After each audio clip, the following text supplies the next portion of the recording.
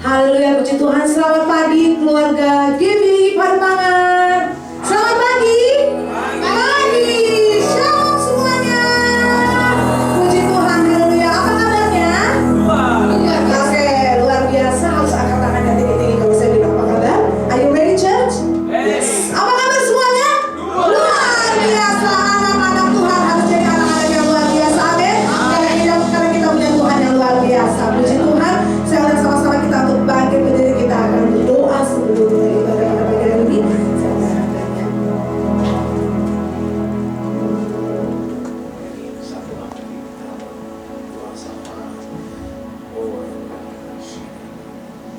Terima kasih Tuhan, kami bersyukur buat kebaikan Tuhan di waktu seminggu sepekan. Engkau memberkati kami semua. Tangan Tuhan menyertai dalam kehidupan seluruh aspek kami ya Tuhan Yesus.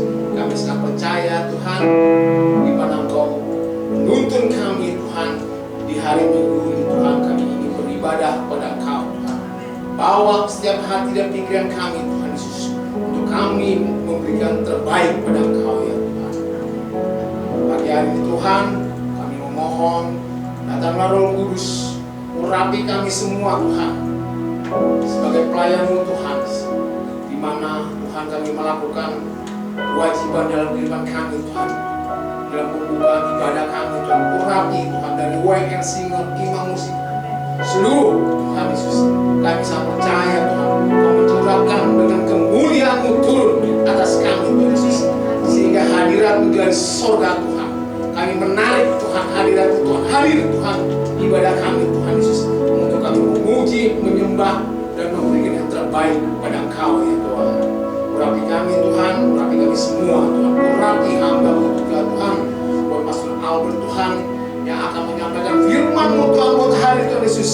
Biarlah Kau akan mengungkapkan Tuhan, menyingkapkan Tuhan dengan pewahyuan ilahi-Mu turun Tuhan, sehingga apa yang Kau taburkan firman-Mu Tuhan untuk di pagi hari Tuhan Yesus, boleh kami menerima Tuhan Yesus dengan firman-Mu.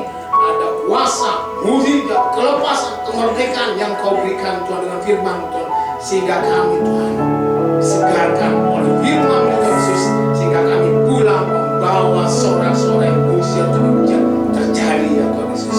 Urapi hamba-Mu Tuhan, Pastor Albert Tuhan Yesus, dengan kuasa-Mu ya Bapa, dengan hikmat kuasa-Mu turun Tuhan. Terima kasih Bapak, kami berdoa buat kembali sidang kami Tuhan, untuk ketiga wakil kami Tuhan, di mana Tuhan Kau mengurapi Tuhan, Kau berikan dengan kepekaan, pertajam rohnya Tuhan atas kembali sidang kami Tuhan, untuk Pastor Niko Tuhan Yesus, sehingga boleh membawa untuk gereja Tuhan pesan-pesan visi misi yang Kau berikan Tuhan, dan Kau memakai hamba-Mu Tuhan sebagai messenger Pentakos yang ketiga Tuhan. Biarlah lawatan-Mu terjadi, kuasa Roh Kudus-Mu Tuhan yang akan mendemonstrasikan Tuhan dengan kemuliaan-Mu Tuhan Yesus, dan boleh mengerti makna arti Pentakos yang ketiga ya Tuhan, dengan curahan kuasa-Mu ya Bapa. Mari Tuhan, urapi Tuhan Pastor Nigo, dan Kau urapi ketiga wakil kami Tuhan Yesus, yang selalu mendukung, yang menopang atas gembala sidang kami Tuhan Yesus, sehingga Tuhan apa yang melakukan untuk pelayanan-Mu Tuhan, ada kesatuan hati Tuhan Yesus, satu visi, misi, dan satu tujuan Tuhan Yesus, untuk mewujudkan penuaian beribu-ribu rasa terjadi atas gereja GBI Gatus Broto ya Bapak. Diberkatilah hamba-Mu. Terima kasih Bapak, kami berdoa juga Tuhan untuk Gembala Cikampat Tuhan, Pastor Welia beserta Ibu Gembala maupun seluruh pengerja Tuhan Yesus. Biarlah pengurapan-Mu juga turun dengan kuasa hikmat-Mu Tuhan, dengan visi untuk 10.000 jiwa pasti tergenapi Tuhan Yesus. Kau yang berikan Tuhan Yesus, di mana di dalam pembalaan ya Tuhan Yesus, membawahi Cikampat Tuhan Yesus, seluruh cabang-cabang yang ada di Cikampat Tuhan juga menuai di dalam Kau Tuhan, masuk dalam penuaian ya Bapak.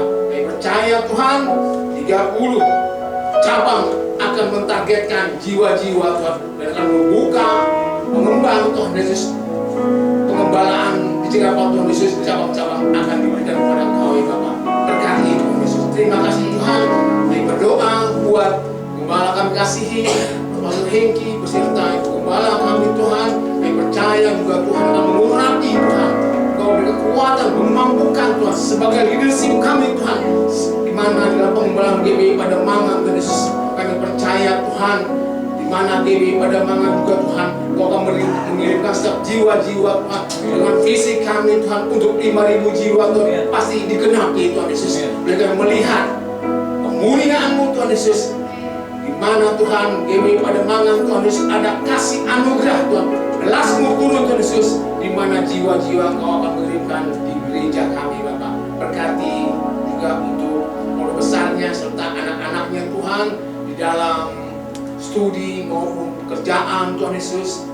Hamba-Mu Tuhan, Kau berkati dengan segala pekerjaan, usaha apapun Tuhan, Tuhan memberkati gembala kami. Terima kasih Bapak, kami berdoa buat bangsa kami, kami percaya Kau memulihkan terus bangsa kami Tuhan, mana Tuhan kami minta belas kasih-Mu Tuhan bangsa kami Tuhan, dalam keadaan cuaca Tuhan Yesus mengalami Tuhan panas Tuhan, global Tuhan, warning Tuhan, kami percaya Tuhan ini kehendak-Mu Tuhan Yesus. Biarlah curahkan kuasa-Mu Tuhan Yesus untuk bangsa kami, sehingga bangsa kami dalam keadaan Tuhan tropis dengan aman, dengan Kau menjagai Tuhan di bangsa kami dengan sejuk Tuhan yang Kau berikan ya Tuhan Yesus. Kau terus memulihkan bangsa kami Tuhan dalam keekonomian Tuhan, kepolitikan Tuhan, Tuhan ikut campur semua Tuhan untuk bangsa kami. Kau yang menuntun Tuhan bangsa kami dengan tiang api dan awan Tuhan, sehingga bangsa kami Tuhan untuk ke depan Tuhan maju dan sukses Tuhan Yesus dengan tuntunan-Mu Bapak. Berkati bangsa kami Tuhan, berkati atas kepemimpinan bangsa kami Tuhan, atas presiden kami, wapres kami, menteri kami, DPR kami, gubernur kami, seluruh wali kota maupun pejabat-pejabat yang sudah Kau percayakan atas kepemimpinan roda pemerintahan Tuhan Yesus. Mari Tuhan Kau menjamah Tuhan, Kau menaruhkan hati yang adil, yang jujur Tuhan, yang penuh hikmat, yang berintegritas Tuhan, untuk melakukan Tuhan apa yang dilakukan Tuhan di dalam pekerjaan Tuhan Yesus untuk bangsa kami ke depan. Engkau Tuhan berkenan setiap pejabat-pejabat itu Tuhan Yesus untuk adil dan jujur kepada Kau ya Bapak. Berkati untuk bangsa kami ini Bapak. Berkati Tuhan untuk tahun depan Tuhan, di mana Tuhan akan berlangsung Tuhan untuk acara demokrasi Tuhan, pesta pemilu Tuhan Yesus 2024 Tuhan. Kami percaya Tuhan, kami mohon Tuhan untuk hari ini Tuhan, biarlah Kau memproses Tuhan, Kau bentuk Tuhan kepemimpinan yang takut akan Kau Tuhan Yesus, yang adil, yang mengasihi bangsa Indonesia Tuhan, untuk maju ke depannya Tuhan Yesus, sehingga dalam acara demokrasi Tuhan dengan aman, tertib, jujur yang Kau lakukan Tuhan Yesus, sehingga apa yang dijalankan Tuhan di dalam pemilu Tuhan Yesus tidak ada suatu KKN Tuhan maupun Tuhan roh radikal Tuhan Yesus, roh propaganda Tuhan Yesus, roh apapun yang mengganggu acara pesta demokrasi Tuhan, kami tolak semua oleh kuasa darah-Mu Tuhan Yesus, sehingga bangsa kami Tuhan menjalankan Tuhan pemilu dengan aman, damai, sejahtera yang Kau berikan ya Bapak. Diberkatilah bangsa kami, diberkatilah hari ini Tuhan Yesus. Kami semua, jemaat kami Tuhan, biarlah hati dan pikiran kami Tuhan Yesus tertuju kepada Kau Tuhan. Fokus Tuhan Yesus, membawa hati, membawa korban syukur di hadapan Tuhan, dan memberikan yang terbaik untuk memuji menyembah Kau. Di dalam nama Tuhan Yesus kami mengucap syukur. Haleluya. Amin. Puji Tuhan, hal yang kita kepada siapa di Allah kita, silakan duduk Bapak Ibu Saudara terkasih. Seberapa kita tempati dan siap untuk memuji menyembah Tuhan, udah lambaikan tangannya. Satu lagi pertanyaan, siapakah di tempat ini yang merasakan selalu kebaikan Tuhan buat saya dan saudara yang dahsyat? Berlambaikan tangannya yang merasakan kebaikan Tuhan. Pasti Bapak Ibu, ketika tadi berdoa, saya ingat sekali kata-kata pertama bahwa satu minggu sudah kebaikan Tuhan sudah kita terima. Amin. Walaupun kau dalam keadaan yang sangat sulit, walaupun kau dalam keadaan yang sangat susah terpuruk sekalipun, ingat kebaikannya, ingat kasihnya. Tuhan selalu selamatkan saya dan saudara. Amin. Bukan karena kita sudah berkati baru kita memuji dan menyembah Tuhan, tapi ingat segala sesuatunya Tuhan beracara atas hidup saya dan saudara. Mari seberapa kita yang ada di tempat ini siap untuk memuji menyembah Tuhan. Amin. Haleluya Yesus.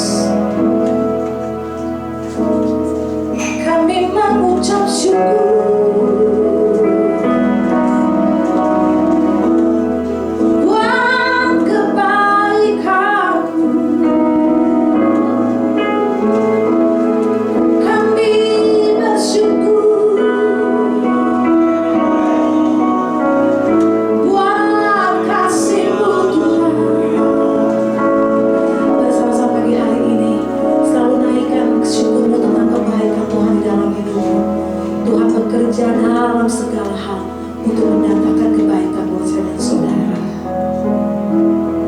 Kau Bapa yang baik, Kau Bapa yang hebat, tak ada seperti-Mu. Kami bangga Yesus, berjalan setiap detik bersama dengan Engkau. Kasih-Mu tidak pernah meninggalkan kehidupan kami.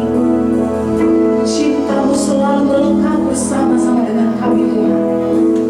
Untuk itu pagi hari ini tidak ada alasan untuk kami tidak bernyanyi, bermasmur, mengagungkan segala kebaikan Tuhan yang sudah terjadi dalam kehidupan kami. Mari bermasmur, naikkan syukur-Mu bagi Tuhan. Yesus, Kau sungguh baik. Yesus, nama-Mu indah. Yesus, ku cinta Kau selalu. Ku tinggikan, ku agungkan selamanya. Yesus,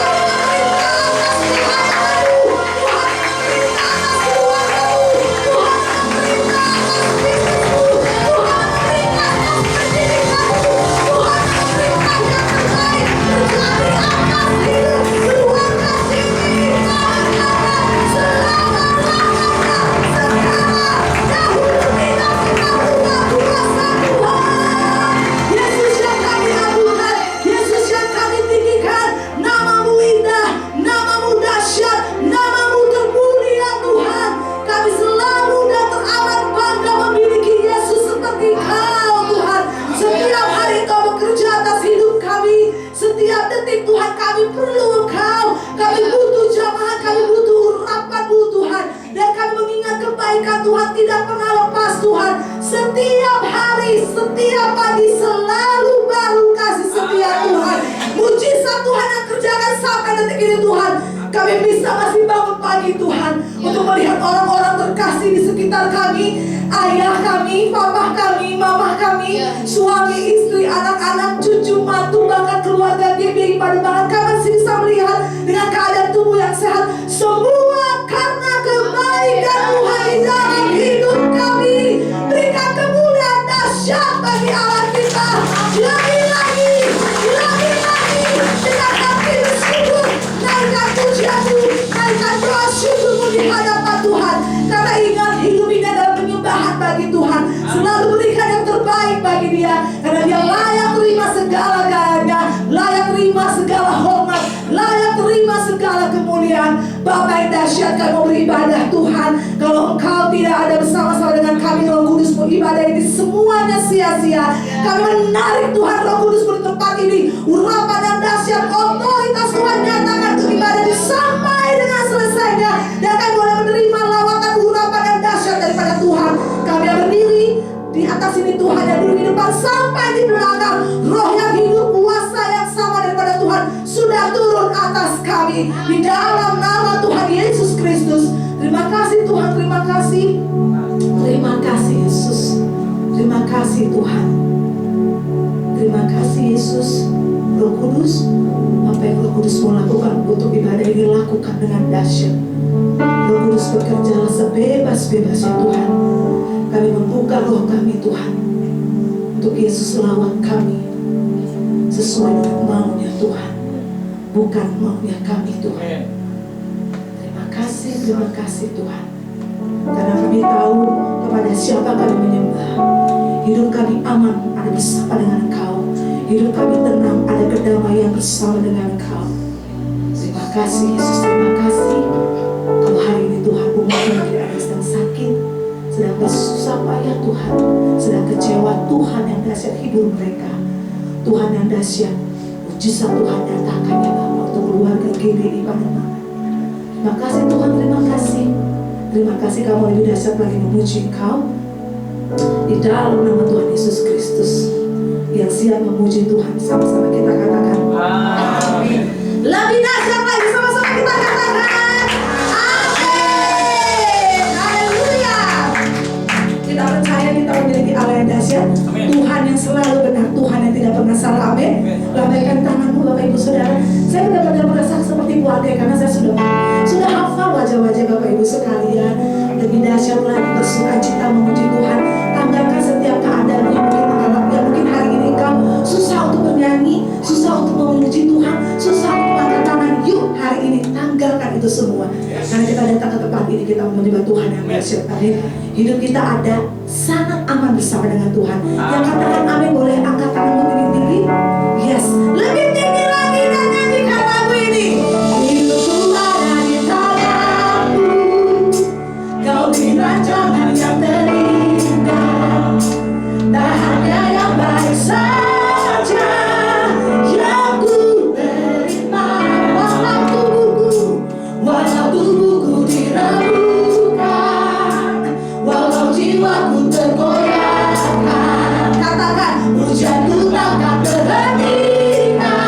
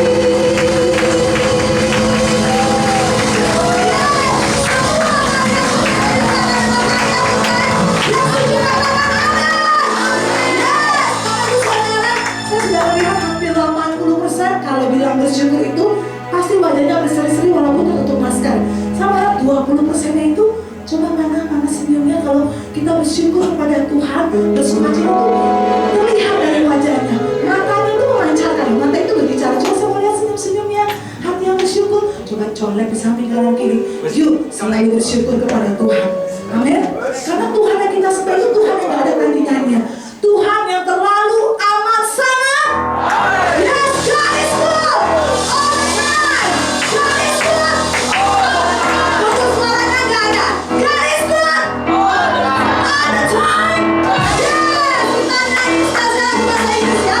God is good. Yes. Lord, you are good.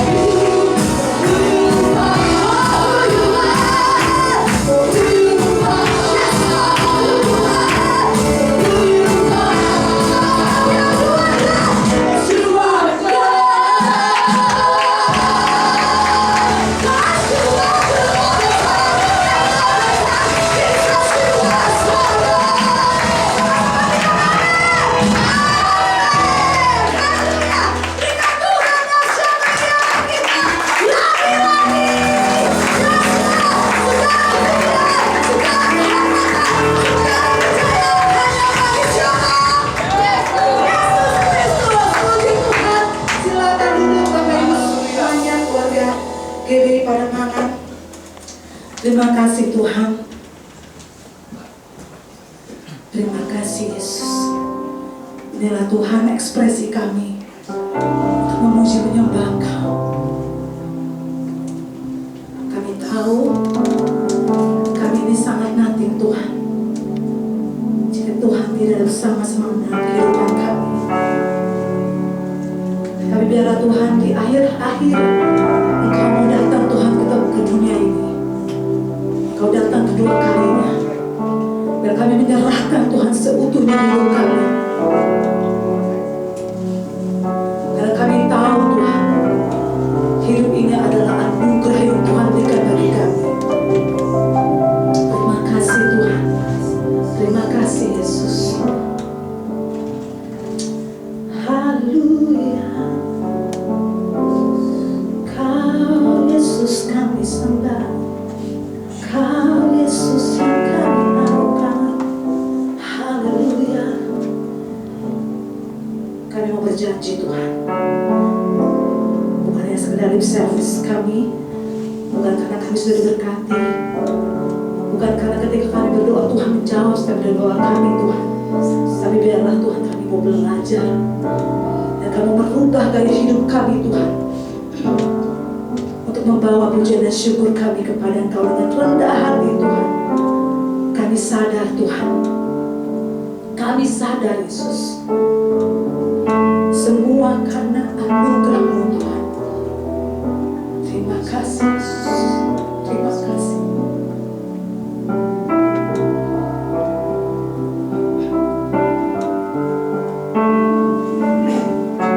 Terima kasih Yesus. Tuhan, kami yakin Engkau bertanda di atas puji-pujian penyembahan kami. Bapak Ibu Saudara yang terkasih, tetap persiapkan pujian penyembahan yang terbaik bagi Tuhan. Dan kita akan melihat. Terima kasih Yesus.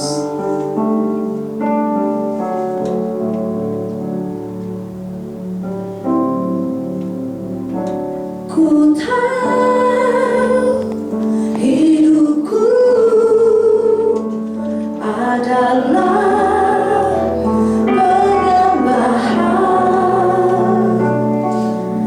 Kau ciptakanku dalam kemuliaan-Mu.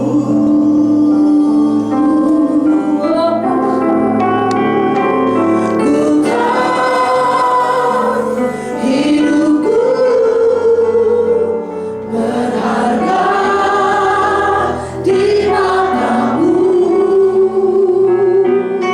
Segenap hidupku persembahkan. Pujian ini akan mengantar kita untuk melihat pengumuman VOP. Silakan. Shalom semuanya. Tema edisi Voice of Pentecost hari ini adalah berjalan di dalam roh, belajar dari Filipus. Kita akan melihat contoh dan ciri-ciri orang yang hidup di dalam roh dari kehidupan Filipus yang mengalami pertumbuhan rohani oleh karena ketaatan dan kesetiaannya dalam mengikuti firman serta tuntunan Roh Kudus. Ciri pertama orang yang hidup di dalam roh adalah mereka penuh dengan hikmat. Filipus adalah salah seorang diaken yang diangkat untuk pelayanan meja. Salah satu syarat yang dibutuhkan untuk posisi tersebut adalah kepenuhan Roh Kudus, yang artinya Filipus hidup dalam kepenuhan roh pada saat itu. Hal ini penting bagi orang percaya karena orang yang dipenuhi Roh Kudus akan menjadi orang yang efektif dalam pelayanan sesuai dengan kebutuhan yang ada. Ketika hikmat diperlukan, maka Roh Kudus akan mengaruniakan. Ketika keberanian diperlukan, hal itu pun akan disediakan. Ketika kuasa kesembuhan atau mengusir roh jahat diperlukan, maka kuasa itu juga akan dinyatakan. Ketika kita penuh dengan hikmat, Roh Kudus akan menuntun dan membimbing kita sehingga apapun yang kita perbuat akan dibuatnya berhasil dan sesuai dengan rencananya. Ciri kedua orang yang hidup di dalam roh adalah mereka memberitakan Injil dengan kuasa. Setelah Stefanus dirajam oleh orang-orang di Yerusalem, aniaya yang lebih luas mulai terjadi di kalangan murid-murid Tuhan Yesus.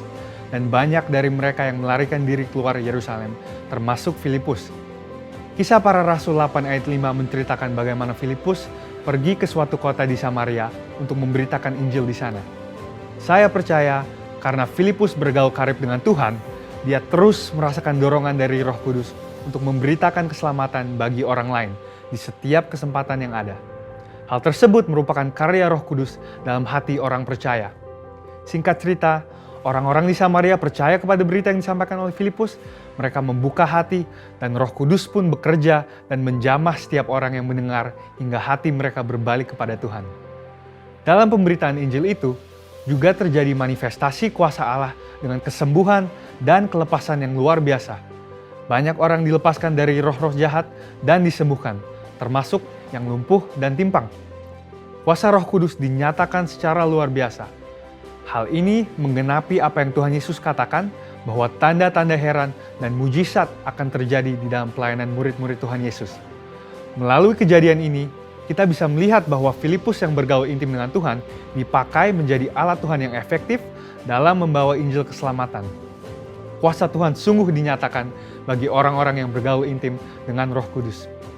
Ciri ketiga orang yang hidup di dalam Roh adalah mereka mentaati Tuhan dengan segenap hati.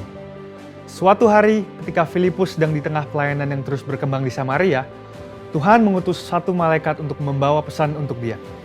Kisah Para Rasul 8 ayat 26 berkata, "Kemudian berkatalah seorang malaikat Tuhan kepada Filipus. Katanya, bangunlah dan berangkatlah ke sebelah selatan, menurut jalan yang turun dari Yerusalem ke Gaza. Jalan itu jalan yang sunyi."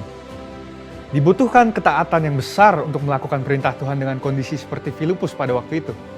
Filipus bisa saja berpikir bahwa pelayanannya masih sangat dibutuhkan di Samaria, atau belum ada orang lain yang bisa menggantikannya untuk melayani di sana. Namun, Filipus memilih untuk taat dan pergi ke tempat di mana Tuhan memerintahkan. Tanpa diketahuinya, ternyata saat itu ada seorang bendahara kerajaan dari Ethiopia yang sedang dalam perjalanan pulang ke negaranya.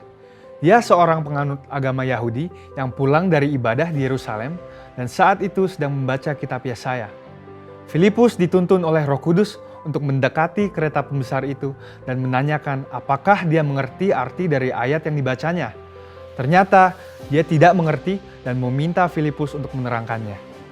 Dia menggunakan kesempatan ini untuk memberitakan Injil dan bendahara tersebut pun akhirnya percaya dan dibaptis.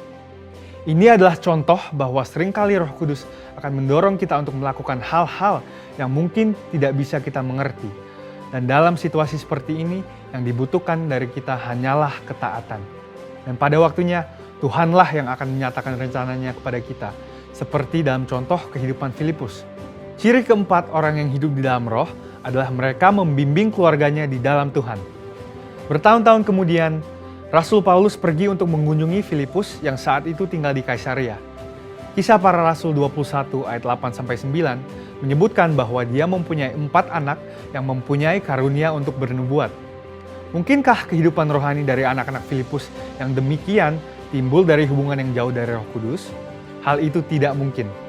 Anak-anak Filipus hidup intim dengan Tuhan dan mereka bertumbuh dalam kerohanian yang luar biasa. Mereka bertumbuh dalam aspek-aspek kerohanian yang lain seperti mengasihi Tuhan, hidup dalam kekudusan, dan pelayanan bagi gereja Tuhan dari bimbingan ayahnya yang hidup bergaul dengan Tuhan. Kesimpulannya adalah bahwa iman kita tidak akan berkembang dengan sehat jika kita tidak mengandalkan firman Tuhan dan Roh Kudus.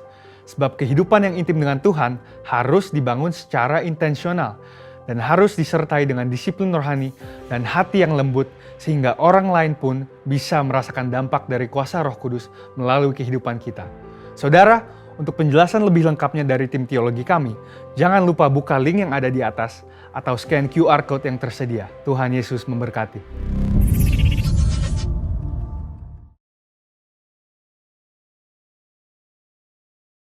Itu berbicara perikopnya percakapan dengan perempuan Samaria. Nah, kalau saudara baca seluruh daripada perikop ini, Tuhan Yesus itu dari daerah Yudea di selatan itu harus menuju ke Galilea di utara.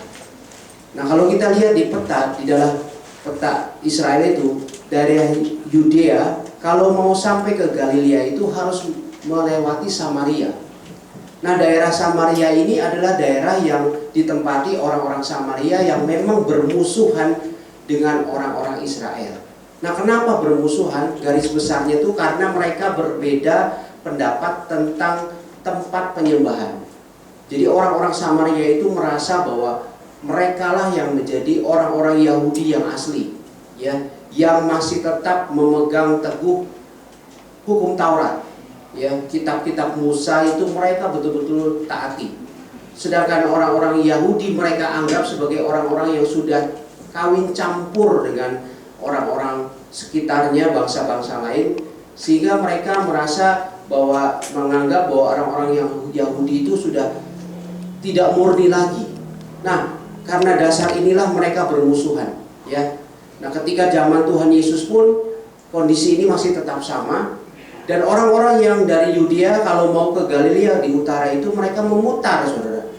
Mereka bela-belain memutar untuk tidak masuk daerah Samaria, saking begitunya, saking mereka bermusuhan. Dan orang Samaria itu tidak bergaul erat dengan orang Yahudi, mereka bermusuhan. Nah, saudara terkasih di dalam Tuhan, di dalam cerita ini secara singkat, ya, bahwa Tuhan Yesus itu harus melewati daerah Samaria, dalam tanda petik sengaja, ya, mereka Tuhan Yesus melewati daerah Samaria ini karena kita percaya Tuhan Yesus itu punya kedaulatan, ya, punya kemahatauan. Tuhan Yesus itu mau menjumpai seorang perempuan Samaria di situ, ya. Dilihat di situ dalam ceritanya bahwa perempuan Samaria ini punya masalah dalam keluarga, ya. Kenapa? Karena tertulis di situ bahwa dia sudah memiliki 5 suami dan laki-laki yang tinggal bersamanya saat itu bukan suaminya. Dan pada zaman itu mungkin kita berpikir itu bukan perempuan baik-baik lah, ya, udah kawin cerai 5 kali, terus ada laki-laki yang tinggal dalam rumahnya dan bukan suaminya pula. Kebanyakan orang pasti berpikir ini bukan perempuan baik-baik. Tapi saudara terkasih di dalam Tuhan, apa yang Tuhan Yesus lakukan di situ? Tuhan Yesus memberikan sebuah kesempatan di dalam kehidupannya, ya. Tuhan Yesus sengaja bertemu dengan wanita ini dan mengubah kehidupannya. Nah, saudara terkasih di dalam Tuhan, apa yang Tuhan Yesus ceritakan atau beritakan kepada perempuan Samaria ini? Boleh ditampilkan dalam Yohanes 4 ayat 23 dan 24. Dikatakan demikian, tetapi saatnya akan datang dan sudah tiba sekarang, bahwa penyembah-penyembah yang benar, penyembah-penyembah benar akan menyembah Bapa dalam roh dan kebenaran. Sebab Bapa menghendaki penyembah-penyembah demikian. Ayat 24. Allah itu roh, dan barang siapa menyembah Dia harus menyembahnya dalam roh dan kebenaran. Katakan amin. Nah, saudara terkasih di dalam Tuhan, bukan sesuatu yang mustahil kalau kita menjadi seorang penyembah yang sejati. Katakan amin. Ya, bukti cerita ini, perempuan itu yang dicap negatif, mungkin barangkali dalam pemikiran kita kalau kita baca, ya, dicap negatif oleh masyarakat. Tetapi Tuhan datang menghampiri perempuan ini dan mengubah kehidupannya. Artinya, saudara, Tuhan itu tidak mencari orang yang sempurna, saudara. Tidak. Tuhan itu tidak mencari orang yang sudah kayaknya sempurna banget, enggak. Tapi Tuhan mencari orang yang mau mengubah hidupnya. Katakan amin. Nah, semua orang telah berdosa dikatakan oleh Alkitab. Oleh karena itu Tuhan Yesus datang ke dunia. Dia mati di kayu salib untuk menebus dosa setiap kita. Artinya Tuhan itu tidak mencari orang yang sempurna, sekali lagi. Tapi Tuhan mencari orang-orang yang mau mengubah hidupnya. Katakan amin. Nah, demikian cerita ini, ya. Yesus datang kepada perempuan ini dan perkataan Tuhan Yesus itu betul-betul menyentuh kehidupannya, ya. Tuhan tahu keadaan hidupnya. Ya, Tuhan berterus terang kepada dia bahwa kamu sudah punya 5 suami dan laki-laki yang ada padamu bukan suamimu. Perempuan ini tersentak, ya, dan itu betul-betul menyentuh kehidupannya. Dan Tuhan Yesus berkata, tiba saatnya, ya, bahwa penyembah-penyembah benar akan menyembah Bapa dalam roh dan kebenaran, sebab Bapa menghendaki penyembah-penyembah demikian. Allah itu roh, dan barang siapa menyembah Dia harus menyembahnya dalam roh dan kebenaran. Kenapa Tuhan Yesus menyampaikan ini? Karena tadi seperti yang saya bilang tadi, ada latar belakangnya, Ya, bahwa orang Samaria itu menganggap bahwa Gunung Gerizim itu menjadi gunung satu-satunya tempat kiblat mereka untuk menyembah. Karena di Gunung Gerizim itu adalah betul-betul satu tempat yang mereka anggap sakral, ya. Mereka betul-betul memegang hukum Musa. Tapi Tuhan Yesus berkata bukan di Gunung Gerizim, bukan juga di Yerusalem, ya. Dia menyatakan, memperkenalkan dirinya. Siapa sebenarnya dia? Nah, saudara terkasih di dalam Tuhan, sekali lagi ya, Tuhan menghendaki kita menjadi penyembah-penyembah yang benar. Jadi kita jangan melihat latar belakang kita. Saya ini orang berdosa. Semua orang betul berdosa. Tapi ingat, waktu kita terima Yesus sebagai Tuhan dan Juru Selamat, apa yang Tuhan berikan kepada kita? Roh Kudus, betul? Roh Kudus tinggal dalam hati kita. Dia membantu kita, Dia menyadarkan kita akan dosa, Dia menyucikan kita, Dia membimbing kita kepada kebenaran, betul? Nah, oleh karena itulah setiap orang yang mau mengubah, mau merubah hidupnya, mau rindu untuk berubah, Tuhan sanggup untuk mengubah hidup kita semua. Katakan amin. Oleh karena itu penyembah-penyembah yang sejati bukan sesuatu hal yang sangat muluk bagi kita. Ya, ini sangat justru mendasar daripada kehidupan kita pribadi. Nah, pertanyaannya saudara, kenapa Tuhan menyukai atau mencari penyembah yang bukan sekedar penyembahan? Ya, kalau saudara perhatikan tadi ayatnya, Tuhan tidak mencari penyembahan. Tuhan mencari penyembah yang benar, bukan penyembahan. Kalau penyembahan itu aktivitas, ya, bagaimana suara kita, bagaimana kita cara bernyanyi, apa lagunya, bagaimana kita memain musik, itu penyembahan. Tapi yang Tuhan cari itu sang penyembah. Siapa itu? Diri kita, hidup kita, pribadi kita, itu yang Dia cari. Dia mau kita menjadi seorang penyembah yang benar, ya. Tetapi sekali lagi pertanyaannya, kenapa Tuhan mencari penyembah-penyembah yang benar, bukan penyembahan? Nah, sebelum kita menjawab pertanyaan tersebut, kita perlu tahu, kita perlu belajar apa yang melatar belakangi kalau Tuhan itu mencari penyembah, bukan penyembahan, ya. Nah, oke, mungkin slide selanjutnya. Ya, saudara terkasih di dalam Tuhan, kita mungkin bisa berpikir, ya, kenapa sih kita ada di dunia ini? Kenapa manusia itu diciptakan? Kita tahu ada malaikat, ya. Nah, sebelum penciptaan dunia, sebelum penciptaan segala sesuatu termasuk manusia, itu malaikat sudah diciptakan di dalam kekekalan. Kalau dunia diciptakan itu di dalam waktu, saudara, ya. Waktu itu diciptakan oleh Tuhan. Tapi di luar waktu, malaikat itu diciptakan, ya. Dan kejatuhan malaikat pun di dalam kekekalan, sebelum diciptakan bumi dan langit. Nah, apa buktinya? Dalam Ayub 38, ya, terutama khususnya ayat 7 saya akan bacakan. Pada waktu bintang-bintang fajar bersorak-sorak bersama-sama dan semua anak Allah. Anak Allah ini adalah tentara sorgawi. Tentara sorgawi itu adalah malaikat-malaikat. Dikatakan bersorak-sorai. Artinya pada waktu Tuhan menciptakan, malaikat itu bersorak-sorai. Jadi ini sebuah puitis, ya, yang berbicara tentang bagaimana penciptaan Tuhan bersorak-sorai, ya, malaikat-malaikat bersorak-sorai. Nah, lanjut slide-nya. Nah, ada 3 penghulu malaikat, ya. Ini artinya malaikat yang utama yang diciptakan oleh Tuhan. Yang pertama itu Mikael. Kita tahu Mikael itu malaikat apa? Malaikat perang. Dia seorang pejuang, ya. Wahyu 12 ayat 7 itu dia mengalahkan naga. Dia berperang dengan naga dan dia kalahkan. Dalam Daniel 10, ketika Daniel ada di tepi sungai Tigris, dihalang oleh Raja Persia, ya, malaikat Mikael datang membela Daniel berperang. Jadi Mikael itu malaikat pejuang.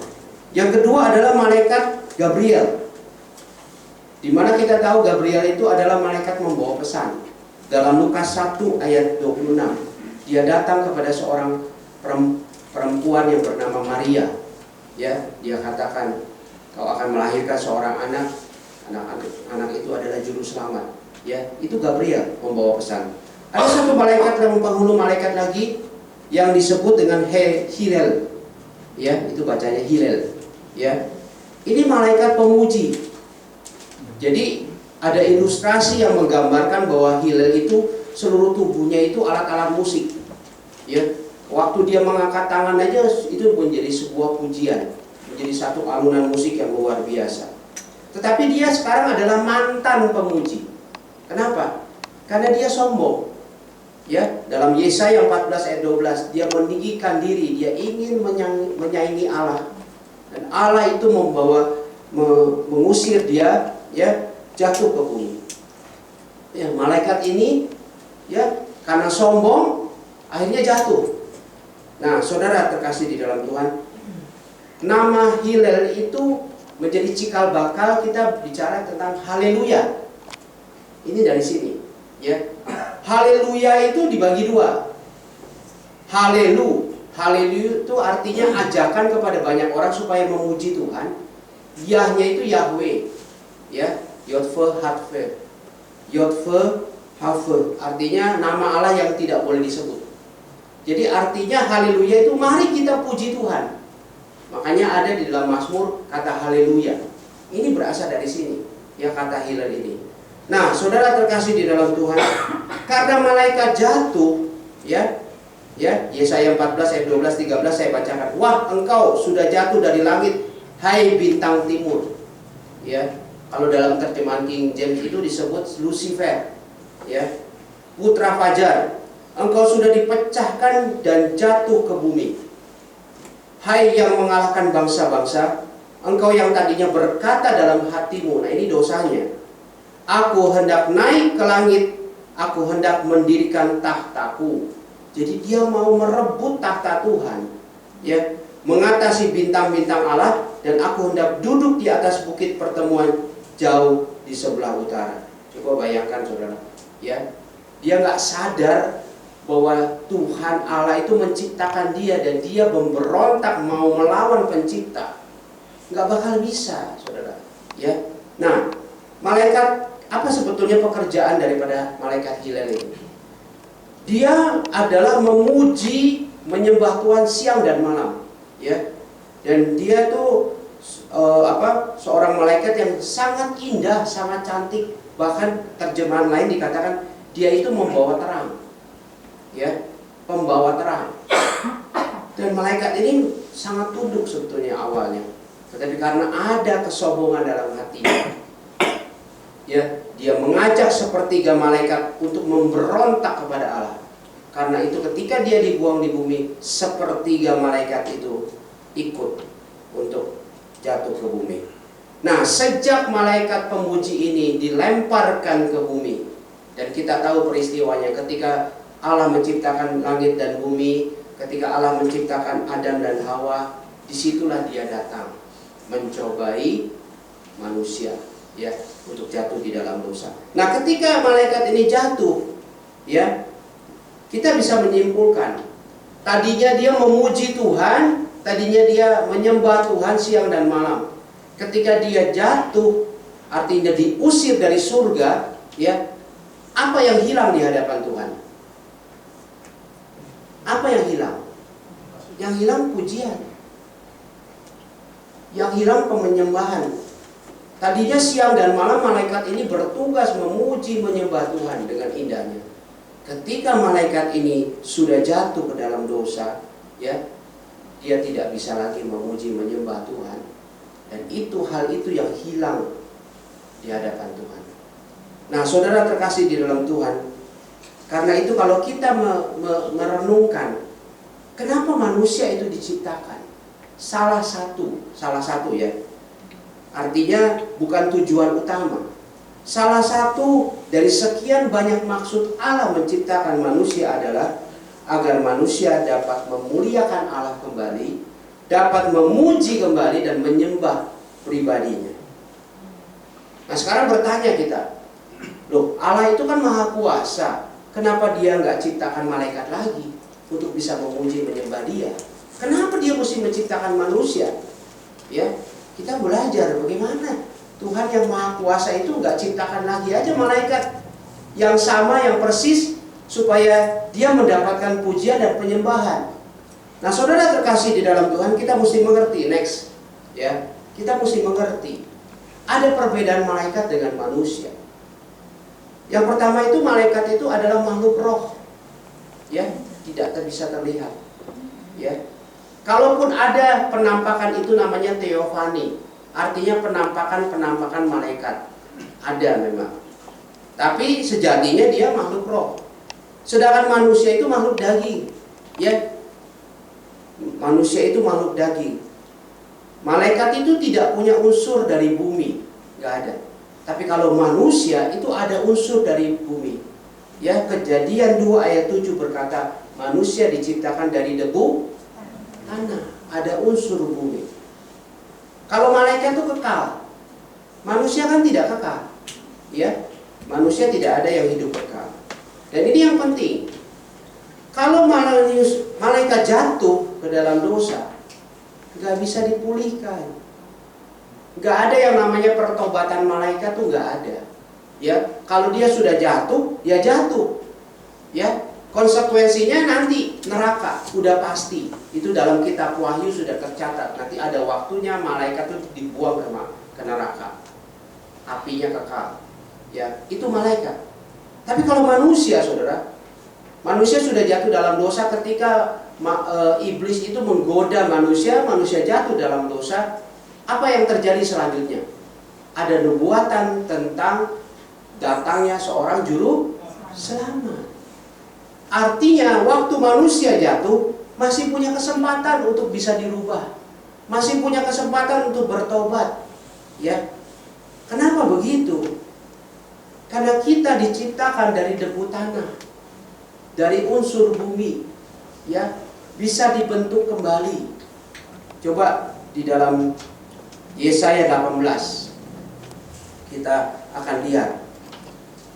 Jadi Yeremia 18 itu berbicara tentang tukang penjunan dan periuk. Kita tuh tanah liat yang dibentuk oleh seorang penjunan. Ya, apabila bejana yang sedang dibuatnya dari tanah liat di tangannya itu rusak, ya, jadi kalau seorang penjunan itu membentuk sebuah bejana tapi tidak sempurna atau rusak, maka tukang periuk itu mengerjakannya kembali menjadi bejana lain menurut apa yang baik pada pemandangannya. Kita ini bejana, ya.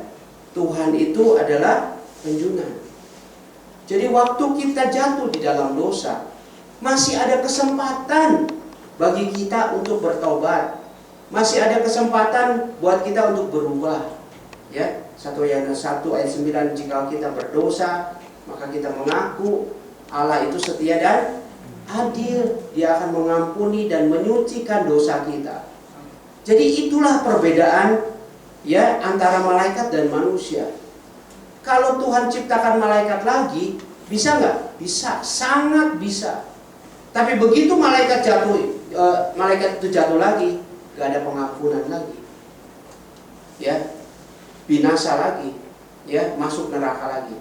Tapi Tuhan menciptakan manusia serupa dan segambar dengan dirinya.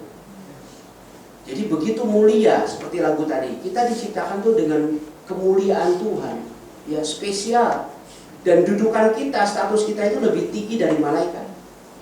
Ya, malaikat itu cuma pelayan, ya, tapi manusia adalah mahkotanya Tuhan, diciptakan serupa dan segambar. Gak ada ciptaan lain yang begitu mulia selain manusia. Nah, secara gamblang, secara kasar, jadi begini. Kita diciptakan itu untuk menggantikan malaikat Hillel. Ya. Karena dia sudah jatuh, ya. Namun, saudara, sekali lagi, bukan berarti Allah dengan sengaja menciptakan manusia hanya untuk memuliakan dia. Bukan. Tidak demikian, saudara. Allah menciptakan manusia juga untuk menjadi wakilnya di muka bumi ini. Kejadian 1 ayat 28 itu dengan jelas berkata, penuhilah bumi, kuasailah, dan semua dipelihara oleh manusia. Jadi bukan satu-satunya tujuan Allah menciptakan manusia supaya dia juga bisa menerima kembali pujian, enggak. Kita menjadi akilnya Allah, diberikan otoritas untuk mengelola dunia ini yang sudah diciptakan. Katakan amin. Nah, sekarang kita kembali ke Yohanes 4 ayat 23 dan 24. Boleh ditayangkan. Nah, tetapi saatnya akan datang dan sudah tiba sekarang. Artinya begini, jangan kita nunda-nunda waktu lagi deh. Ya, kita tahu kita hidup di dalam waktunya akhir zaman. Katakan amin. Bahwa penyembah-penyembah benar akan menyembah Bapa dalam roh dan kebenaran. Sebab Bapa apa? Menghendaki penyembah-penyembah demikian. Ini udah kehendak Tuhan supaya kita bisa menjadi penyembah-penyembah yang benar. Ingat, ini bukan sesuatu yang sangat muluk, bukan. Kita punya Roh Kudus. Roh Kudus yang memampukan kita. Nah, ayat 24 berkata Allah itu roh, dan barang siapa menyembah Dia harus menyembahnya dalam roh dan kebenaran. Jadi saya tekankan kembali, apa tujuan manusia diciptakan oleh Allah? Yang pertama, untuk memuliakan Tuhan. Katakan amin. Untuk memuliakan Tuhan. Tapi memuliakan Tuhan itu bagaimana caranya ya? Oh Pak, memuliakan Tuhan kita datang ke gereja nyanyi-nyanyi, ya kita doa, kita puji nama. Itu baik. Itu memang yang dikehendaki. Tapi sesungguhnya itu bukan sesuatu yang sangat-sangat dicari oleh Tuhan. Karena saya kasih tahu, penyembah dengan penyembahan itu berbeda. Tuhan tidak cari penyembahan. Yang Tuhan cari penyembah. Jadi pribadi kita yang dicari. Ya. Nah, kembali kepada cerita Tuhan Yesus tadi waktu mendatangi perempuan Samaria. Perempuan Samaria bilang, kalau mau menyembah di Gunung Gerizim, ya, atau di Yerusalem yang dia tahu. Tuhan Yesus bilang apa? Keselamatan itu datang dari bangsa Yahudi. Nah, wanita ini kaget dong. Loh, ini bisa jadi perdebatan. Ya, orang Samaria tidak percaya dan tidak suka dengan keturunan Daud. Karena mereka percaya bahwa Mesias itu akan datang seperti apa yang dinubuatkan di dalam kitab-kitab Musa, ya. Tapi mereka belum sadar, mereka tidak percaya Yesus sebagai juru selamat. Ya, Tuhan berkata, jangan gak usah ke Gunung Gerizim, gak usah juga ke Yerusalem, ya. Dan Tuhan Yesus menunjukkan pribadinya sebagai keturunan Daud yang menjadi juru selamat. Artinya Tuhan Yesus mengubah kiblat daripada perempuan ini. Kamu gak usah ke Gunung Gerizim, kamu gak usah ke Yerusalem. Kamu percaya saja kepadaku yang memiliki air kehidupan. Kalau kamu terima, kamu gak haus lagi. Itu yang Yesus tawarkan kepada perempuan ini. Dan kita tahu ceritanya, ya, bahwa perempuan ini menjadi percaya kepada Tuhan Yesus. Dan bukan cuma perempuan ini, tapi seluruh desanya menjadi percaya. Nah, saudara terkasih di dalam Tuhan, jadi Tuhan itu memberikan kepada kita satu pemahaman yang lain. Kiblat kita bukan cuma kalau kita ke gereja udah beres, kalau kita udah berdoa pujian penyembahan udah beres. Enggak cuma itu, saudara. Fokus kita, kiblat kita adalah kepada pribadi Tuhan Yesus. Jadi ini justru meruntuhkan suatu kultus bahwa penyembahan kita itu bukan bicara soal tempat, bukan bicara soal cara, tapi penyembahan kita adalah sesuatu fokus yang lebih penting, yaitu pribadi Tuhan Yesus. Katakan amin. Artinya begini, penyembah sejati merupakan sikap hati kita yang murni. Bagaimana kita itu mempersiapkan kehidupan kita dalam seluruh aspek kehidupan kita, dan dalam waktu kapanpun kita bisa menyembah Tuhan. Katakan amin. Waktu mandi kita bisa menyembah Tuhan? Bisa. Waktu masak? Bisa. Apapun yang seluruh aspek kehidupan kita itu menjadi sebuah penyembahan kepada Tuhan. Katakan amin. Waktu kita bangun tidur, Tuhan terima kasih masih diberikan nafas kehidupan. Itu berarti suatu penyembahan kepada Tuhan yang memberikan sebuah persembahan hidup. Nah, saudara terkasih di dalam Tuhan, Tadi kan dikatakan bahwa Allah itu roh. Ya, artinya saudara, kalau roh di dalam bahasa Yunani itu artinya pneuma. Ya. Nah, itu udah, coba lanjutkan di slide yang keberapa tuh ya? 9 ya. Pneuma, ya. Kalau dalam bahasa Ibrani-nya itu ruah. Artinya nafas. Kalau bicara nafas itu adalah kehidupan. Betul? Ya, kalau orang udah gak bernafas, tentunya disebut orang mati. Tapi kalau masih bernafas disebut orang hidup. Apa ya Allah itu roh? Allah itu adalah Allah yang hidup. Itu bukti bahwa Allah itu hidup. Sehingga Allah itu mencari juga kehidupan kita. Sekali lagi, Allah tidak mencari penyembahan, Allah mencari penyembah, orang yang hidup, yang punya gairah, yang punya semangat, dan yang punya kasih kepada Tuhan. Sampai sini saudara mungkin bisa mengerti ya, kenapa Tuhan menciptakan kita seturut gambar dan rupanya. Ya, karena kalau bicara kasih, harus ada yang dikasih dan harus ada yang mengasihi. Kalau bicara kasih, gak ada orang lain gimana kita bisa mengaplikasikan kasih, betul nggak? Tapi kalau kita hidup berkomunitas, kita hidup bermasyarakat, kita bisa hidup satu sama lain, kita bisa mengaplikasikan kasih, betul nggak? Ya, jadi apa itu Allah itu yang disebut Allah itu roh? Allah itu hidup. Dia mencari orang-orang yang betul-betul hidupnya bukan cuma asal hidup, enggak. Tapi dia mencari orang-orang yang punya gairah, punya semangat, punya kasih kepada Tuhan. Katakan amin. Karena itu saudara terkasih di dalam Tuhan, penyembah yang sejati itu tidak muluk. Penyembah yang sejati itu sederhana. Waktu kita bangun pagi, kita bersyukur sama Tuhan, kita masih hidup, kita punya semangat untuk hidup, kita punya gairah, kita datang ke gereja bergairah, bersemangat. Apa motivasi kita ke datang ke gereja?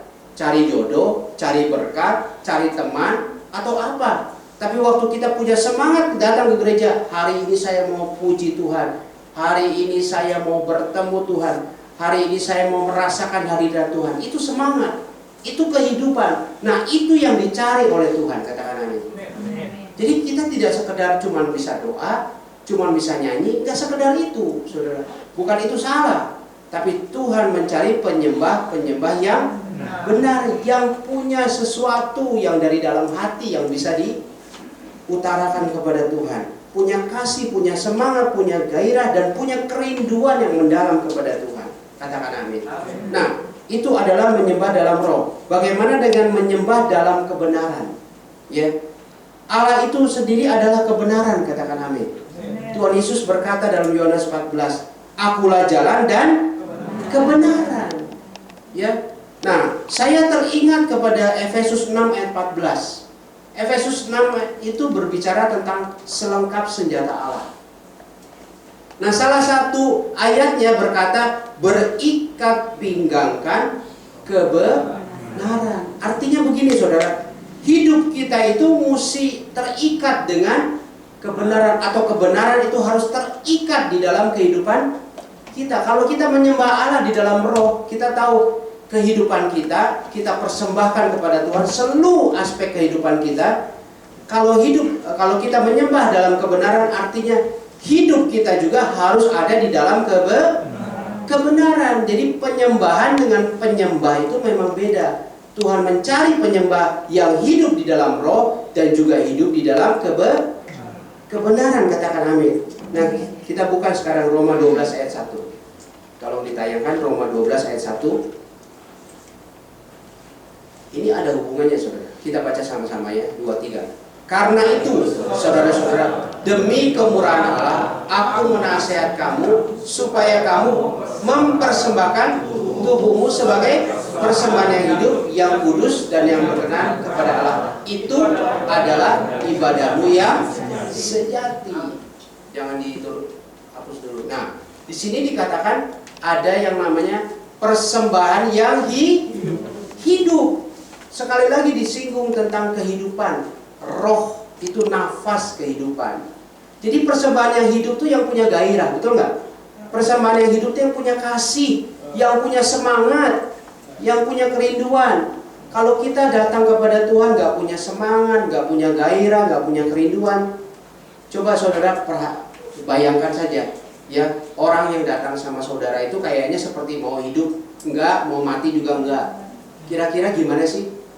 Itu sebenarnya apa, ibaratnya mati tak mau, hidup segan, mati tak mau, ya kan? Kayaknya jadi kita juga jadi nggak bersemangat, betul nggak? Nah, kita jadi nggak bergairah juga. Kita juga nggak menghendaki orang-orang seperti itu, apalagi Tuhan. Karena itu dikatakan, saudara-saudara, demi kemurahan Allah, aku menasihatkan kamu, ya, supaya kamu mempersembahkan tubuhmu. Tubuh itu apa ya sebetulnya fungsinya? Segala sesuatu yang kita lakukan, betul nggak? Segala sesuatu yang kita lakukan dengan tubuh. Tapi dikatakan persembahkan tubuhmu sebagai persembahan yang hidup. Jadi ada gairah, ada semangat, ada cinta, ada kasih, ada kerinduan. Katakan amin. Itu yang Tuhan cari. Ingat tentang Daud, ya, saudara-saudara Daud itu disuruh maju waktu Samuel mau mencari raja Israel, ya. Apa yang dikatakan Tuhan? Aku tidak lihat perawakannya, betul nggak? Ya, manusia lihat apa yang dilihat mata. Dia ganteng, dia cocok, dia pas jadi raja, ya, tinggi besar, tampan. Tapi Tuhan nggak lihat itu. Dia lihat Daud. Kenapa mesti Daud yang dipilih? Pendek, ya kan? Perawakannya mungkin kotor, dia kan ngangonnya kambing terus, ya kan? Jadi gembala, bau, ya kan, dekil. Tapi Tuhan kenapa pilih dia? Tuhan melihat hati. Nah, kalau kita bicara hati, coba buka Amsal 4 ayat 23. Amsal 4 ayat 23. Baca sama-sama, 23. Jagalah hatimu dengan segala kewaspadaan, karena dari situ terpancar kehidupan. Ada kata hidup juga. Jagalah hatimu. Jaganya seperti apa sih? Saudara mau tahu jaganya seperti apa? Seperti penjahat yang ada di dalam penjara, itu dijaga. Jangan sampai kabur. Itu jaganya sampai seperti itu. Dengan segala kewaspadaan. Karena dari situlah terpancar kehidupan. Jadi hati itu adalah sumber apa? Sumber kehidupan, sumber keputusan, sumber perasaan, sumber nafsu. Segala sesuatu ada dalam hati, betul nggak? Kita bisa marah sama orang berhari-hari, nggak mengampuni. Bisa nggak? Bisa dengki sama orang, iri hati. Bisa. Kita bisa marah dan sebagainya. Itu semua ada dalam hati. Tetapi Alkitab, firman Tuhan berkata, jaga hatimu, karena dari situ terpancar kehidupan. Jadi Tuhan itu melihat hati orang. Bagaimana dia mempersembahkan hidupnya menjadi persembahan yang kudus dan berkenan. Jadi penyembah yang sejati itu apa? Penyembah yang hidupnya, hatinya bersih, tidak ada dengki, tidak ada iri hati, mau mengampuni dan tetap bersyukur. Itu yang Tuhan cari hari-hari ini. Jadi saudara terkasih di dalam Tuhan, malaikat Hallel sudah jatuh. Tuhan itu kehilangan pujian dan penyembahan. Tapi saudara jangan punya konotasi negatif. Wah, Tuhan itu kayaknya kok pengen dipuji, disembah loh. Dia yang mencipta kita kok, layak nggak disembah? Layak. Semua kebaikannya itu kita terima. Semua anugerahnya itu kita nikmati. Kita bisa bangun pagi, kita bisa menghirup nafas. Oh saudara, itu jangan saudara anggap sepele ya. Saya ini pernah kena serangan jantung 3 kali saudara. Arti kehidupan itu berarti setelah saya mengalami itu. Ya, saya pernah di ICU itu bilang gini, Tuhan besok ini saya lihat matahari enggak? Benar saudara, istri saya itu nunggu di luar dengan ketar-ketir. Apa dia tahu suaminya itu besok akan hidup apa? Masih hidup apa enggak? Juga enggak tahu. Saya sendiri yang terbaring juga enggak tahu.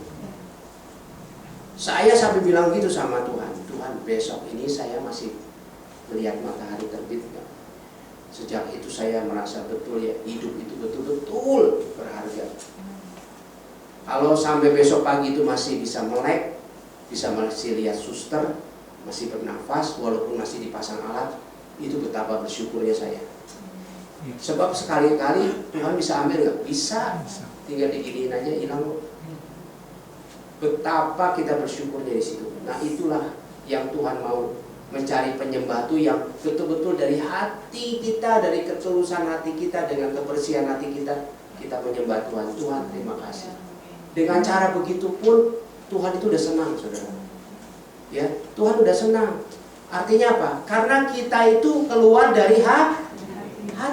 Jagalah hatimu dengan segala kewaspadaan, karena dari situ terpancar kehidupan, ada gairah, ada kasih, ada semangat, saudara.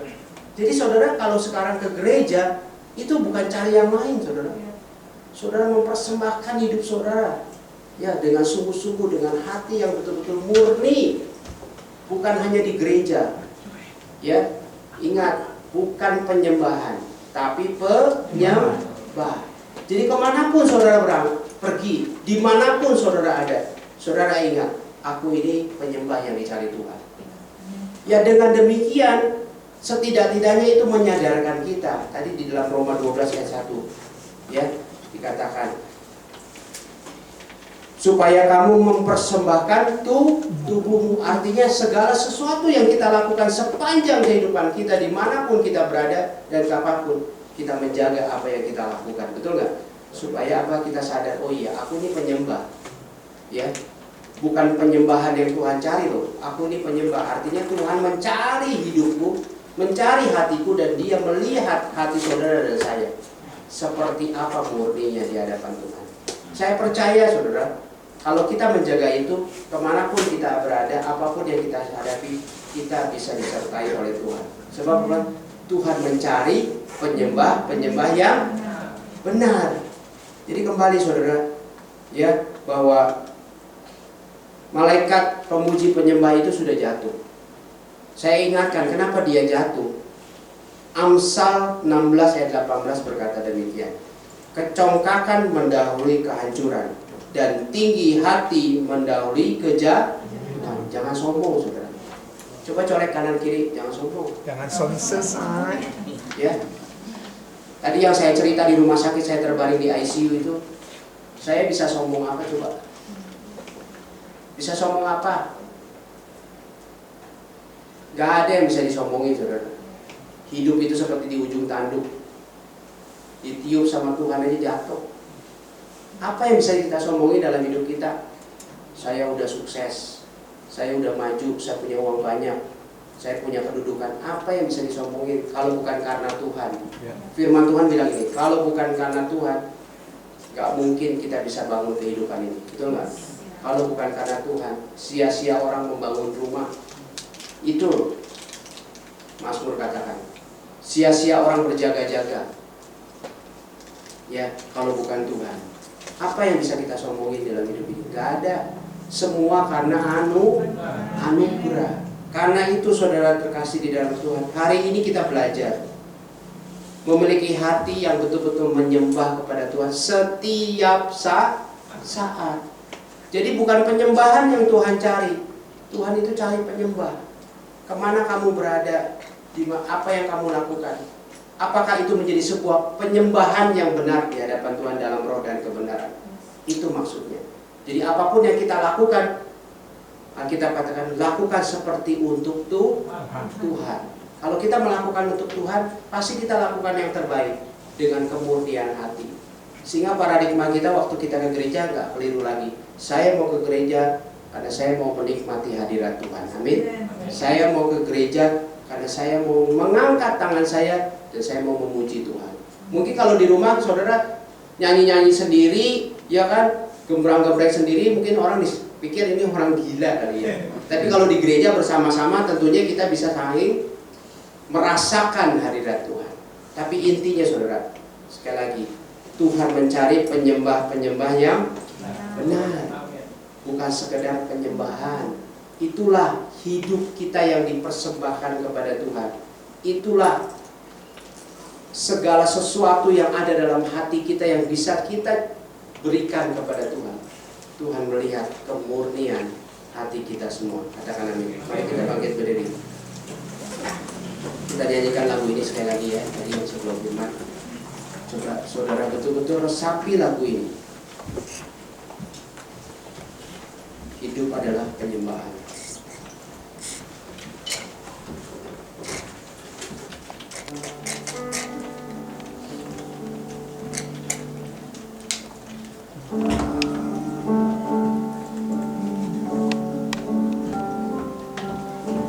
Pujian dan syukurku ku bawa padamu dengan rendah hati ku persembahkan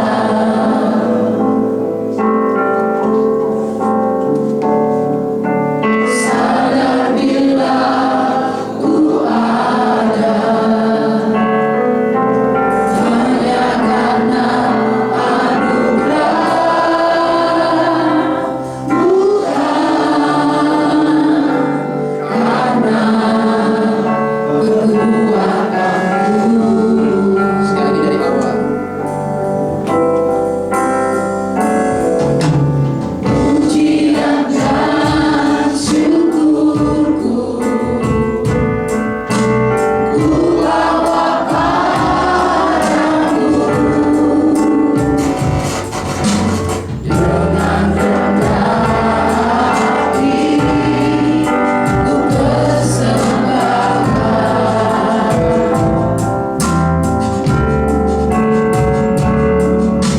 sadar bila ku ada hanya karena anugerah bukan karena kekuatanku.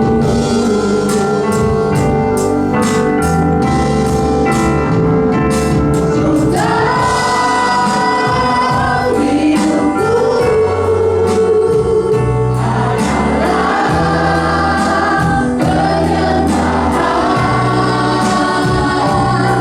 Kau ciptakanku dalam kemuliaan-Mu. Tahu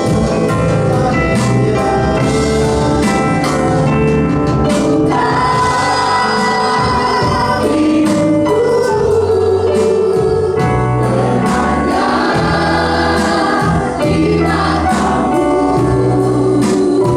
Segenap hidupku Tahu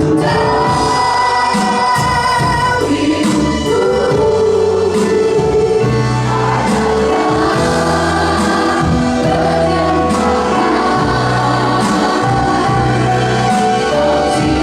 ciptakanku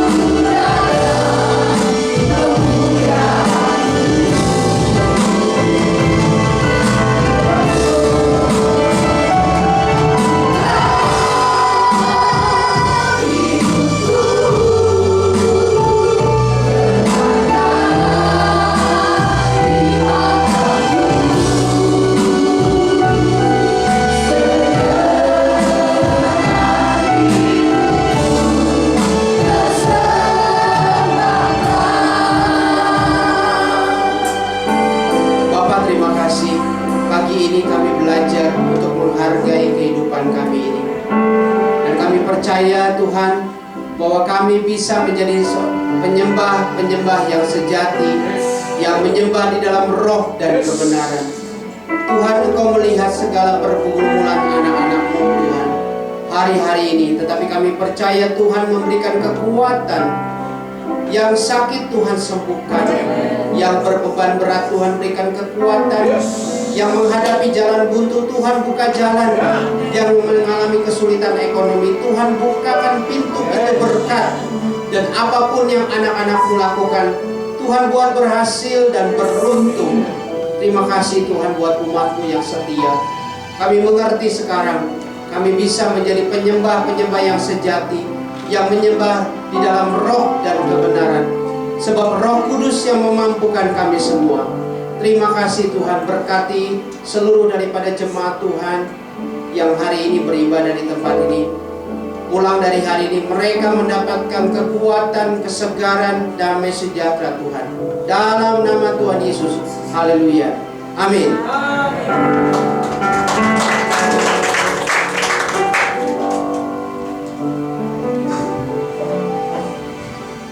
Haleluya. Sekarang duduk, mau duduk Kak? Nggak mau duduk ya? Haleluya. Terima kasih ya Pastor Albertus buat firman Tuhan yang sungguh luar biasa. Berapa banyak kita yang berkati firman Tuhan pada siang hari ini, sampaikan tangannya Bapak Ibu. Haleluya. Benar Bapak Ibu ya. Tuhan ciptakan kita itu sebagai penyembahnya Tuhan loh. Ya kan? Jadi hidup kita dipakailah untuk kita menyembah Tuhan Bapak Ibu ya. Ya Bapak Ibu boleh kerja silahkan nggak apa-apa, tetapi jangan lupa tujuan utama Tuhan menciptakan kita adalah sebagai penyembah Tuhan. Kita berikan penyembahan yang terbaik buat Tuhan. Kita menyembah dalam roh dan kebenaran. Kita mau katakan amin. Haleluya. Sekali lagi Bapak Ibu berkati firman Tuhan, sampaikan tangannya. Haleluya. Luar biasa Bapak Ibu ya. Yuk kita akan akhiri ibadah kita pada siang hari ini. Kita bagi berdiri Bapak Ibu ya. Mungkin pengumumannya cool. Jangan lupa Bapak Ibu setiap Jumat kita ada cool. Jadi Bapak Ibu yang rumahnya mau dipakai buat cool, kita persilakan. Bapak Ibu yang rindu rumahnya dipakai buat cool, dengan senang hati kita akan acak-acak rumah Bapak Ibu ya. Jadi kalau misalkan Bapak Ibu rumahnya mau dipakai cool, jangan berpikiran bahwa nanti aduh gua ribet lah ya, gua harus sediain makanan. Nggak perlu Bapak Ibu. Jadi kita tuh cool, ya nggak perlu lah Bapak Ibu sibuk-sibuk makan, bawa gitu kan. Nggak sibuk-sibuk sediain makanan, minimal pas mana loh Ibu ya. Enggak lah. Ya, jadi jangan berpikiran tuh nanti kalau, waduh kalau rumah gue dipakai cool gue repot nih gitu kan. Nanti gue harus sediain makanan. Nggak perlu Bapak Ibu. Nanti kita bawa sendiri makanan. Bapak Ibu tinggal siapin tempatnya aja rumahnya. Supaya apa? Supaya ada pujian penyembahan di rumah Bapak Ibu. Amin. Saya sebenarnya rindu rumah saya mau dipakai buat cool, tapi jauh di Tangerang Bapak Ibu. Bapak Ibu mau datang ke rumah saya silakan gitu. Tapi yuk kita belajar ya.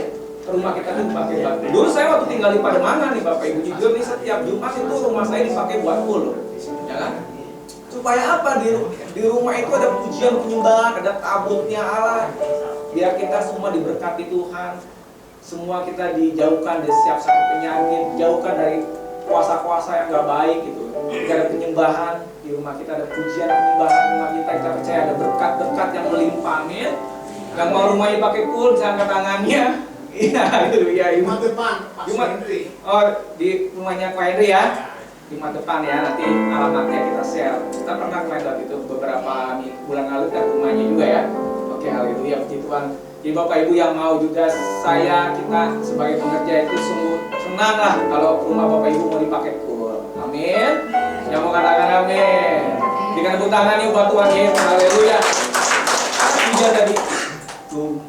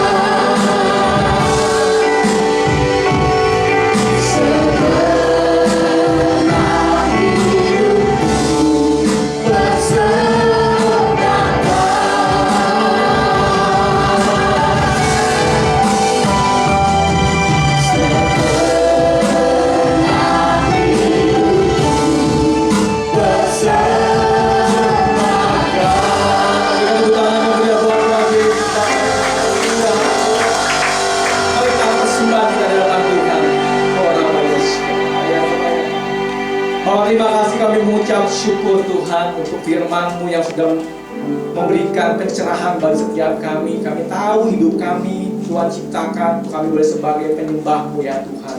Dan biar itu digenapi dalam setiap kehidupan kami Bapa. Dan biar firman Tuhan yang boleh kami dengar pada pagi siang hari ini Tuhan boleh menjadi rema bagi hidup kami. Kami boleh menjadi pelaku-pelaku firman-Mu Bapa. Kau berkati hamba-Mu Pak Albert Tuhan yang sudah menyampaikan firman-Mu. Berkat melimpah dicurahkan untuk hamba-Mu ini Bapa. Engkau pakai hamba-Mu lebih dahsyat. Semakin hari semakin berkenan di hadapan Tuhan. Semakin hari hidupnya sebagai penyembah-penyembah-Mu yang benar ya Tuhan Yesus. Kau berkati keluarga besar hamba-Mu. Kau berkati istri, Kau berkati anaknya Tuhan. Semuanya dalam kehidupan rumah tangganya. Kami percaya ada berkat-berkat yang melimpah dicurahkan untuk hamba-Mu. Ada mujizat-Mu terjadi ya Bapak untuk keluarga besar hamba-Mu ini Bapak. Terima kasih diserahkan hamba-Mu Pak Albert beserta keluarga besar yang ada dalam tangan Tuhan. Inilah setiap kami Tuhan. Mari Bapak Ibu kita angkat persembahan kita di hadapan Tuhan. Tuhan Yesus, inilah persembahan kami Tuhan. Kami mau memberikan kepada Tuhan. Biar Kau layakkan persembahan kami Tuhan. Inilah bukti ketaatan kami Tuhan Yesus. Dan bila melalui persembahan kami ini kami boleh menyenangkan hati Tuhan, menjadi dupa yang harum di hadapan-Mu ya Bapa. Engkau berkati setiap anak-anak-Mu yang memberi ya Tuhan pada siang hari ini Bapa. Berkati pekerjaan mereka, berkati usaha mereka ya Tuhan. Apapun yang mereka perbuat, apapun yang mereka lakukan Tuhan, berkati dengan berlimpah-limpah. Jadikan anak-anak-Mu kepala dan bukan ekor Tuhan. Kau jadikan anak-anak-Mu terus naik dan tidak akan pernah turun ya Bapa. Ada berkat-berkat yang melimpah dicurahkan ya Tuhan Yesus. Terima kasih Bapa, inilah persembahan kami yang terbaik di hadapan Tuhan untuk menyenangkan hati-Mu ya Bapa. Untuk Kau pakai untuk memperluas kerajaan Tuhan, untuk Kau pakai untuk pelayanan memuliakan nama Yesus ya Bapa. Terima kasih Tuhan Yesus. Ini siap kami Tuhan. Kalau sebentar kami akan pulang ke rumah kami masing-masing Tuhan. Untuk bungkus kami dan berikan kuasa darah sempurna. Tibakan kami dengan tidak kekurangan sapu apapun ya Bapa. Kami boleh membawa berkat, sukacita dan sejahtera yang melimpah-limpah mengalir atas kehidupan kami Tuhan. Engkau akses setiap kehidupan kami seminggu sampai seminggu depan ya Tuhan. Pekerjaan kami, usaha kami, rumah tangga kami, apapun yang kami boleh lakukan ya Tuhan. Kami percaya campur tangan Tuhan begitu dahsyat bagi hidup kami. Engkau yang selalu berjalan bersama kami ya Tuhan. Engkau yang menuntun kami ya Tuhan. Dan kami akan melihat mujizat demi mujizat, hal-hal yang mustahil terjadi dalam kehidupan kami Bapa. Bahkan kami yang sakit disembuhkan dalam nama Tuhan Yesus. Kami yang berdoa pada Tuhan, Kau angkat beban kami. Kau berikan kami damai sejahtera, berikan kami sukacita yang melimpah-limpah. Bahkan kami percaya Tuhan, kami adalah orang-orang yang menang, bahkan lebih daripada pemenang bersama dengan Engkau ya Bapa. Terima kasih Tuhan Yesus. Kalau sebentar kami mau angkat tangan kami siap menerima berkat Tuhan. Saya persilakan Pak Albert untuk juga berkat. Mari kita mengarahkan hati kita kepada Bapa di surga. Pulanglah, terimalah berkat damai sejahtera dan sukacita, kesehatan, kekuatan dan perlindungan yang sempurna yang dianugerahkan oleh Bapa di surga, yang disempurnakan di dalam Kristus Yesus, dan dengan persekutuan yang manis oleh Roh Kudus dari saat ini sampai Maranatha, bahkan sampai selama-lamanya. Setiap kita yang sudah terima berkat dengan iman kita katakan amin.